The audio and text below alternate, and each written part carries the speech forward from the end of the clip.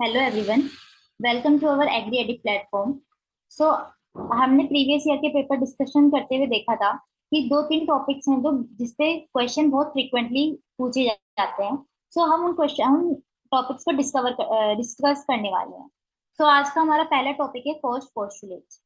Cost postulate को हमने देखा था कि ये किसने दिया हमें, रॉबर्ट कोस्ट ने।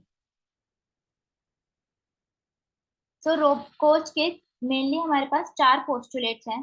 तो हम उन सबको डिटेल में पढ़ेंगे क्योंकि इसमें हर पोस्टुलेट में आपको ये भी पूछा जाता है कि फर्स्ट पोस्टुलेट कौन सा है, थर्ड पोस्टुलेट कौन सा है। आपको उसका सीक्वेंस से पता होना ज्यादा जरूरी है। इसलिए हम उसे डिटेल में पढ़ेंगे और उसके हर पोस्टुलेट्स को ध्यान से पढ़ेंगे। ये आपके सामने कोच के चार पोस्टुलेट हैं। इसको आपको लाइन से याद रखना है और हम डिटेल से हर पोस्टुलेट को पढ़ते हैं। पहला postulate है, the microorganism must be found in abundance in all organisms suffering from disease but should not be found in healthy organisms। ये फर्स्ट postulate क्या बोल रहा है कि जो माइक्रो ऑर्गेनिज्म है जिसके वजह से डिजीज हो रही है, मतलब डिजीज कॉजिंग पैथोजन जो है वो उस प्लांट में जिसमें डिजीज है उसमें बहुत ज्यादा अमाउंट में प्रेजेंट होना चाहिए। इन अबंडेंस मीन्स बहुत ज्यादा अमाउंट में, इन ग्रेट अमाउंट। उसमें ग्रेट अमाउंट में आपको वो प्रेजेंट होना चाहिए। लेकिन जो हेल्दी प्लांट है उसमें वो पैथोजन एब्सेंट होना चाहिए। फर्स्ट आपके पास अगर कोई प्लांट है जिसमें डिजीज है और अगर आप कोई प्लांट लेते हैं जो कि हेल्दी है, पहला पोस्टुलेट बोलता है कि वो पैथोजन इसमें तो प्रेजेंट होना चाहिए लेकिन इसमें वो पैथोजन प्रेजेंट नहीं होना चाहिए, वो एब्सेंट होना चाहिए। पहला पोस्टुलेट हमें क्लियर हो गया कि डिजीज प्लांट में वो पैथोजन अबंडेंस में बहुत ज्यादा अमाउंट में प्रेजेंट होना चाहिए लेकिन हेल्दी प्लांट में वो एब्सेंट होना चाहिए। दूसरा, the microorganism must be isolated from a disease organism and grow in pure culture. फिर सेकंड पोस्टुलेट आपका बोल रहा है कि वो जो पैथोजन है जो डिजीज प्लांट में प्रेजेंट है, आपको वहां से वो इजीली आइसोलेट कर पाए उसे और उसे कल्चर कर पाए। कल्चर मीन्स आपका फंगस है तो आप पीडीए मीडियम ले, पोटैटो डेक्सट्रोज अगर मीडियम ले और उसकी कॉलोनी आपको मिल जाए। बैक्टीरिया है तो आप एनए मीडियम में ग्रो करें और उसकी आपको कॉलोनी मिल जाए। यही बोल रहा है कि वो इजीली कल्चरेबल हो।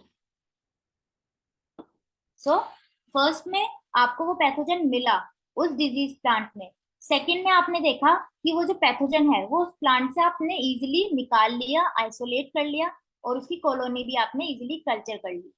थर्ड पोस्टुलेट क्या कहता है, the cultured micro organism should cause disease when introduced into the healthy organism.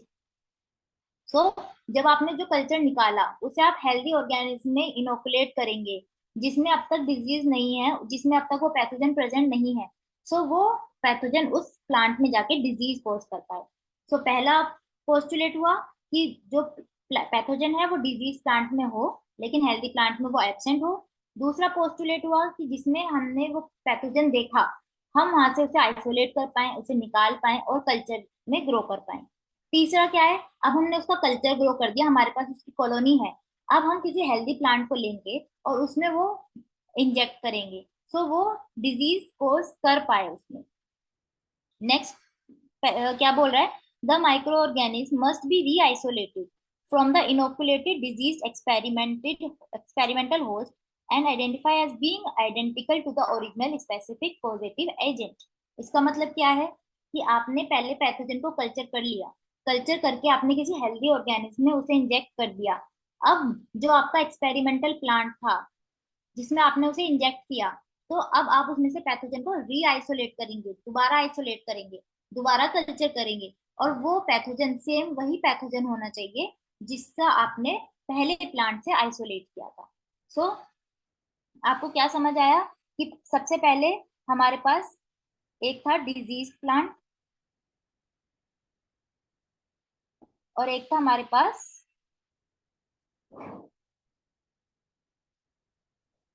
Healthy plant. सबसे पहले तो आपने देखा कि इसमें पैथोजन प्रेजेंट है लेकिन इसमें पैथोजन एब्सेंट है। फिर आपने उसे कल्चर कर लिया, इसमें कल्चर भी हो गया। कल्चर करने के बाद आपने उसे री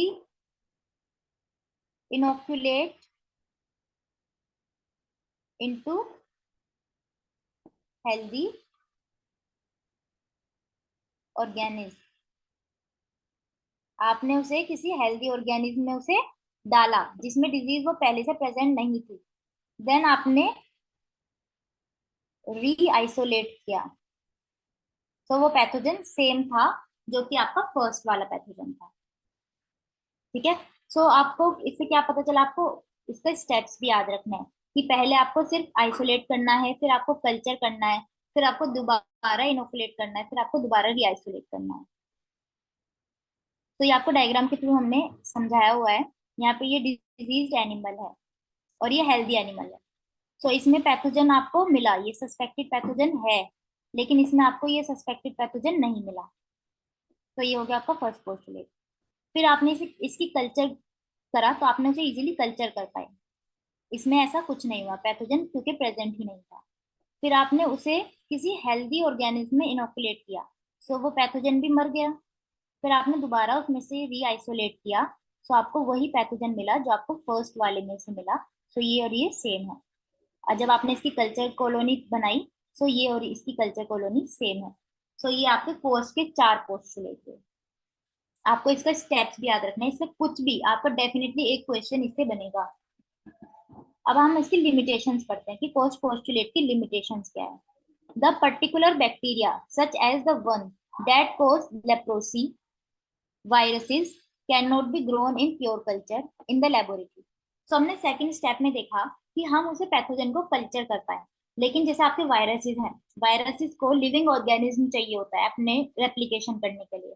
सो क्या आप उसकी कल्चर ग्रो कर पाएंगे? सो वायरस कभी भी कल्चर नहीं, वायरस का कभी भी हम कल्चर ग्रो नहीं कर पाते। तो ये क्या हुआ, ये पोस्ट पोस्टुलेट का एक्सेप्शन हुआ।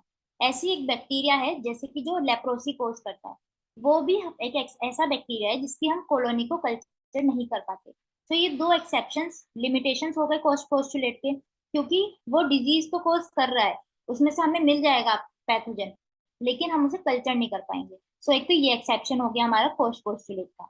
दूसरा कि अगर कोई डिजीज है, वो उसके मल्टीपल कोजेज है। मान लीजिए कोई प्लांट इन्फेक्टेड है लेकिन वो उसमें बहुत सारे पैथोजन इन्वॉल्व है। सो ये भी क्या है, एक एक्सेप्शन है, क्योंकि आप कौन सा पैथोजन किस डिजीज के लिए रिस्पॉन्सिबल है वो आप कैसे पहचान पाओगे, और वो कैसे पता कर पाओगे कि जो दूसरा हेल्दी प्लांट है उसमें वो पैथोजन प्रेजेंट नहीं है।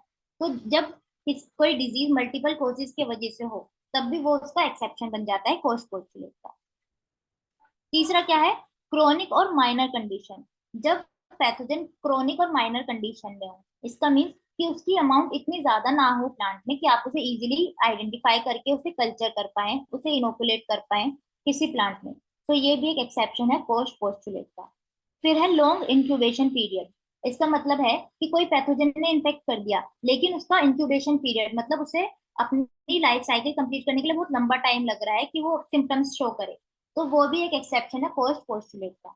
सो पोस्ट पोस्टुलेट किस किस में शो नहीं होता, ये भी आपसे क्वेश्चन बन सकता है। So viruses are the exceptions of the post postulate. Another one is the bacteria which cause the leprosy disease. This is that is also the exception of the post postulate. So आपको ये भी आ सकता है कि post postulate के steps को arrange कीजिए, या आपको ये भी आ सकता है थर्ड पोस्टुलेट पहचानिए, या आपको ऐसे भी आ सकता है कि इसमें से कौन सा सेकंड पोस्टुलेट नहीं है, इसमें से कौन सा सेकंड पोस्टुलेट है। मतलब क्वेश्चन को आपको कैसे भी फ्रेम किया जा सकता है, अगर आपको स्टेप्स अच्छे से याद हैं, आपको एक्सेप्शंस अच्छे से याद है, तो आप उसके क्वेश्चन आराम से कर पाएंगे। इसके अलावा जो और टॉपिक है जिससे बहुत ज्यादा क्वेश्चन पूछे जाते हैं वो है gene for gene hypothesis. So आप नेक्स्ट वीडियो में हम gene for gene hypothesis and defence mechanism complete करने वाले हैं। So I hope you like it. Thank you.